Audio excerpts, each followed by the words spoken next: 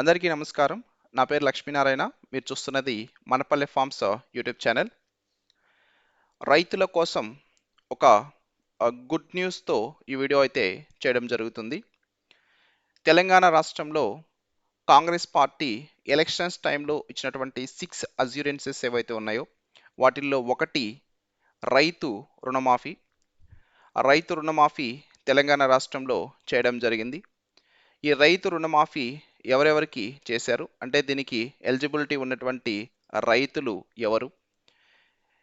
ఈ రుణమాఫీ పొందడానికి బెనిఫిషరీస్‌కి ఎలిజిబిలిటీ ఏమిటనేటువంటి విషయాలు కానీ, అలాగే తెలంగాణ రాష్ట్రంలో చేసినటువంటి ఈ రైతు రుణమాఫీ యొక్క కంప్లీట్ మార్గదర్శకాలు కానీ, అలాగే ఈ లోన్ మాఫీ కోసం అర్హత ప్రమాణాలేంటి? అలాగే కొన్ని మినహాయింపులు కూడా దీంట్లో ఉన్నాయి. ఆ మినహాయింపులు ఏంటి? ఇలాంటి విషయాలు మనం ఈ వీడియోలో అయితే ప్రధానంగా తెలుసుకుందాం. ముఖ్యంగా రుణమాఫీ అనేటువంటిది రైతులకి చాలా గుడ్ న్యూస్‌గా మనం చెప్పొచ్చు. ఇంతకుముందు ఆహ్, కాంగ్రెస్ గవర్నమెంట్ ఈ రుణమాఫీ అయితే చేయడం జరిగింది. అప్పుడు మన ఆంధ్రప్రదేశ్ రాష్ట్రంలో వైఎస్ రాజశేఖర రెడ్డి గారు ముఖ్యమంత్రిగా ఉన్నటువంటి టైం. ఆంధ్రప్రదేశ్ రాష్ట్రంలో అప్పుడు తెలంగాణ, ఆంధ్రప్రదేశ్ ఉమ్మడి ఆంధ్రప్రదేశ్ రాష్ట్రంలో వైఎస్ రాజశేఖర రెడ్డి గారు కూడా రుణమాఫీ అనౌన్స్ చేశారు. ఆ టైంలో అటు సెంట్రల్ గవర్నమెంట్ చేయడం, అలాగే ఇక్కడ స్టేట్ గవర్నమెంట్ చేయడం. దానివల్ల అయితే మన ఆంధ్రప్రదేశ్ రాష్ట్రంలో, ఉమ్మడి ఆంధ్రప్రదేశ్ రాష్ట్రంలో రైతులు చాలా లబ్ధి పొందడం జరిగింది. సో అలాంటి లబ్ధి మరలా ఇప్పటి వరకైతే మనం చూడలేదు. తర్వాత చాలా హామీలు అయితే మనకి వచ్చినాయి, కానీ ఆ తర్వాత వచ్చినటువంటి గవర్నమెంట్స్ అన్నీ కూడా ఏవి కూడా ఈ రైతు రుణమాఫీ అనేటువంటిది చేయనటువంటి పరిస్థితి అయితే మనం చూస్తూ వచ్చాం. అయితే ఇప్పుడు తెలంగాణ రాష్ట్రంలో రీసెంట్గా జరిగినటువంటి ఎలక్షన్స్ ఏవైతున్నాయి, ఈ ఎలక్షన్స్ టైంలో కాంగ్రెస్ పార్టీ ఒక 6 అస్యూరెన్సెస్ ఇచ్చింది. వాటిల్లో ఒకటి తెలంగాణ రుణమాఫీ.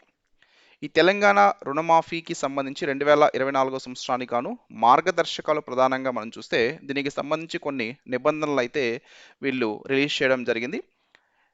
ఈ రుణమాఫీ పొందాలంటే దానికి సంబంధించినటువంటి నిబంధన ఏంటంటే 2018 డిసెంబర్ 12 తర్వాత 2023 డిసెంబర్ 9కి ముందు, అంటే 2018 డిసెంబర్ 12 నుండి 2023 డిసెంబర్ 9 మధ్య ఎవరైతే రైతులు గరిష్టంగా 2 లక్షల వరకు వ్యవసాయ రుణాలు తీసుకొని ఉంటారో వారికి ఈ రైతు రుణమాఫీ పథకం అనేది అప్లై చేయడం జరుగుతుందండి.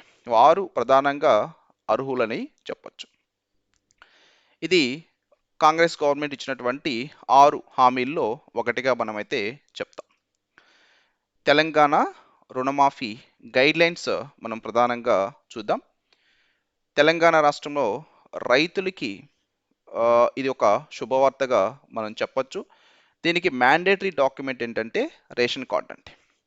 Ration card. అలాగే ఎవరికి ఈ లోన్ అప్లికబుల్ అంటే షార్ట్ టర్మ్ క్రాప్ లోన్స్ తీసుకున్నటువంటి వాళ్ళకి. అంటే ఒక సంవత్సరానికి క్రాప్ లోన్స్ అనేటువంటివి తీసుకుంటాం కదా, క్రాప్ లోన్స్, వ్యవసాయ రుణాలు అంటాం.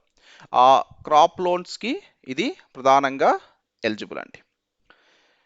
మార్గదర్శకాల యొక్క లక్ష్యం ఏంటంటే ప్రాథమిక అధికార సమాచారం ప్రకారం కనీసం తెలంగాణ రాష్ట్రంలో 47 లక్షల మంది రైతులు వ్యవసాయ రుణాలు తీసుకున్నారు. ఆగస్టు 15 నాటికి ఈ వ్యవసాయ రుణాలని మాఫీ చేయాలంటే ప్రభుత్వం వద్ద కనీసం 35,000 కోట్ల రూపాయలు ఉండాలి. అయితే రైతులకి రుణమాఫీ చేసేందుకు ప్రభుత్వం వెంటనే ఈ పంట రుణాలు ఏవైతున్నాయో పంట రుణాలని మాఫీ చేయాలని చెప్పేసి ఫస్ట్ నిర్ణయించడం జరిగింది.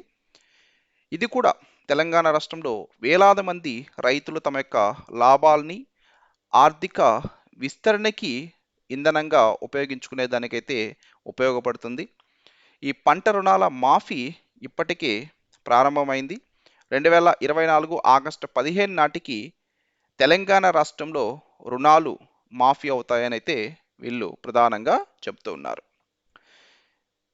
2024 జూలై ప్రకారం తెలంగాణ రుణమాఫీ యొక్క మార్గదర్శకాలు మనం చూస్తే ఎలా ఉన్నాయంటే తెలంగాణ రుణమాఫీ మార్గదర్శకాలు ప్రధానంగా జియో నెంబర్ 567లో వివరించినటువంటి మార్గదర్శకాలు ఏంటంటే ఒక కుటుంబం ఒక మాఫీ రుణానికి మాత్రమే అర్హులని చెప్పేసి పేర్కొన్నారు. 2 లక్షల రూపాయల కంటే ఎక్కువ బకాయి ఉన్నటువంటి కుటుంబాలు మాఫీ ప్రయోజనం పొందేందుకు తప్పనిసరిగా కొంత ఆ, తేడానైతే వీళ్ళు చెల్లించవలసి ఉంటుంది. 2 లక్షల వరకు అయితే చేస్తారు, మిగతాది వాళ్ళు చెల్లించవలసినటువంటి పరిస్థితి అయితే ఉంటుంది. నేషనల్ ఇన్ఫర్మేటిక్స్ సెంటర్ ఐటీ భాగస్వామిగా దీంట్లో వ్యవహరిస్తుంది. వ్యవసాయ కమిషనర్ వ్యవసాయ రుణమాఫీని నిర్వహించడానికి ప్రధానంగా ఇక్కడ బాధ్యత వహించడం జరుగుతుంది. ఈ వ్యవసాయ రుణమాఫీ కార్యక్రమాన్ని నిర్వహించడానికి ప్రతి ఒక్క రైతు కూడా రుణ ఖాతా డేటా ధృవీకరణ చేసుకోవాలి. తమ యొక్క అర్హత మరింటి వీటితో సహా మొత్తం సమాచారంతో కూడినటువంటి ఒక సైట్ని ప్రభుత్వం ప్రవేశపెట్టడం జరిగింది. ప్రత్యేక వెబ్ పేజీతో పాటుగా వ్యవసాయ శాఖ ఈ రైతు సమస్యల్ని నిర్వహించడానికి గ్రీవెన్స్ సెల్లులను కూడా ఏర్పాటు చేస్తుంది. ఈ విధంగా ఒక సైట్, దాని ద్వారా మండల స్థాయిలో కేంద్రాల పరిధిలో ఫిర్యాదులు చేయొచ్చు. అలాగే ఎన్ఐసి మరియు వ్యవసాయ శాఖ మధ్య కమ్యూనికేషన్ని సులభతరం చేయడం కోసంగా ప్రతి బ్యాంకు కూడా ఒక నోడల్ అధికారిని అయితే నియమించడం జరుగుతుంది. ఈ రుణమాఫీ మీద రైతుల యొక్క సందేహాలు ఏవైతున్నాయో ఆ సందేహాల్ని పరిష్కరించడం కోసంగా ప్రత్యేక శాఖని కూడా తెలంగాణ రాష్ట్ర ప్రభుత్వం ఏర్పాటు చేయడం జరుగుతుంది. ఈ రైతులు ఎదుర్కొంటున్నటువంటి సమస్యల్ని పరిష్కరించేందుకు వ్యవసాయ శాఖకి ప్రభుత్వం ఒక 30 రోజుల గడువు అయితే ఇవ్వడం జరిగింది. ఈ పథకం అమలు కోసం బ్యాంక్ నోడల్ ఆఫీసర్గా పనిచేయడానికి ప్రతి బ్యాంకు కూడా ఒక అధికారిని నియమిస్తుందండి. ఎస్ఐసి మరియు బ్యాంకుల వ్యవసాయ శాఖల మేనేజర్ మధ్య బ్యాంకు నోడల్ అధికారి సమన్వయకర్తగా వ్యవహరించడం జరుగుతుంది. ప్రతి బ్యాంకు వ్యవసాయ రుణ డేటా ఏదైతే ఈ డేటా మీద బ్యాంక్ నోడల్ అధికారులు డిజిటల్ సంతకం చేయవలసి ఉంటుంది. వ్యవసాయ భూమి ఉన్నటువంటి ప్రతి రైతు కూడా రుణమాఫీకి అర్హులనైతే ఈ గైడ్ లైన్స్లో వీళ్ళు చెప్పడం జరిగింది. డిసెంబర్ 12, 2018 తర్వాత రుణాలు తీసుకున్నటువంటి రైతులకి 2 లక్షల రూపాయల వరకు రుణాలు మాఫీ చేస్తామని చెప్పేసి తెలంగాణ రాష్ట్ర ప్రభుత్వం ఈ గైడ్ లైన్స్లో చెప్పింది. అయితే రుణమాఫీ చేయడానికి చెల్లుబాటు అయ్యేటువంటి రేషన్ కార్డు అవసరం. 2 లక్షల రూపాయల కంటే ఎక్కువ రుణాలు ఎవరైతే తీసుకున్నట్టు ఉంటారో వారికి బ్యాంకులు తప్పనిసరిగా చెల్లింపులు చేయాలని చెప్పారు. 22 డిసెంబర్ 12 తర్వాత 2023 డిసెంబర్ 9 మధ్య ఎవరైతే లోన్స్ తీసుకుంటారో వాళ్ళకి మాత్రమే ఇది ఎలిజిబుల్. రాష్ట్ర ప్రభుత్వం పిఎం కిసాన్ జాబితాని కూడా పరిశీలిస్తూ ఉంది, ఎవరైతే లబ్ధి చేకూర్చాలో వారి కోసంగా. అండ్ మహిళల పేర్లతో చేసినటువంటి రుణాలకి వీళ్ళైతే ఎక్కువ ప్రాధాన్యత ఇస్తున్నారు. మొదట్లో మహిళలకి చేసినటువంటి రుణాలని రద్దు చేయడం జరుగుతుంది. నేషనల్ ఇన్ఫర్మేటిక్స్ సెంటర్ పథకం యొక్క ఐటీ అమలు భాగస్వామిగా దీంట్లో ప్రధానంగా పనిచేస్తూ ఉందండి. ఇలాగా వీళ్ళు కొన్ని గైడ్ లైన్స్ అయితే ఈ లోన్స్కి సంబంధించి విడుదల చేయడం జరిగింది. తెలంగాణ రుణమాఫీ ఏదైతే ఉందో లోన్ మాఫీ కోసం అర్హత ప్రమాణాలు ఎలా ఉన్నాయంటే రుణమాఫీకి సంబంధించినటువంటి అర్హత ప్రమాణాలు ప్రధానంగా 2 లక్షలు మాత్రమే రుణమాఫీ వర్తిస్తుందని వ్యవసాయ శాఖ స్పష్టం చేయడం జరిగింది. 2018 డిసెంబర్ 12 మరియు 2023 డిసెంబర్ 9 మధ్య జరిగినటువంటి వ్యవసాయ రుణ బ్యాలెన్స్లు మాత్రమే ఈ రుణమాఫీకి అర్హులు. రైతు కుటుంబాన్ని గుర్తించడానికి సాధారణంగా వీళ్ళు రేషన్ కార్డు తీసుకోవడం జరుగుతుంది.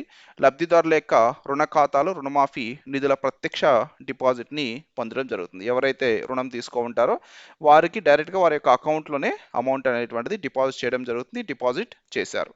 అండ్ దీంట్లో కొన్ని మినహాయింపులు కూడా ఉన్నాయి. రుణమాఫీ 2 లక్షల రూపాయలు రీషెడ్యూల్ చేసినటువంటి రుణాలకి వర్తించవు.